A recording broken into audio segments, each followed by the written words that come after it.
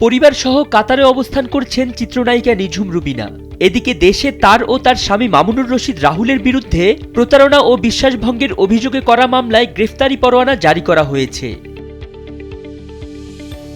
আদালত সূত্রে জানা যায়, সুরভি বেগম নামের এক নারী গত ২৯ জানুয়ারি নিঝুম রুবিনা তার স্বামীসহ ৪ জনকে আসামি করে মামলা করেন। মামলায় অভিযোগ করা হয় ২০২০ সালের ১ অক্টোবর ১২.৫ লাখ টাকা ২ মাসের মধ্যে পরিশোধের শর্তে লিখিত চুক্তির মাধ্যমে ধার নেওয়া হয়।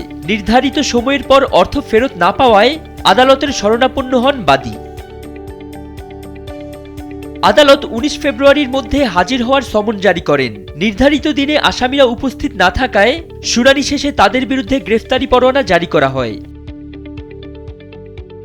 অন্যদিকে নিঝুম রুবিনা অভিযোগ অস্বীকার করেছেন। তার বক্তব্য, সংশ্লিষ্ট নারীকে তিনি ব্যক্তিগতভাবে চেনেন না এবং মামলা সম্পর্কে আগে অবগত ছিলেন না। তার দাবি, অর্থ লেনদেনটি ছিল তার স্বামীর ব্যবসায়িক বিষয়, যেখানে টাকা কিস্তিতে পরিশোধ চলছিল এবং পুলিশি মধ্যস্থতায় একটি সমঝোতা হয়েছিল।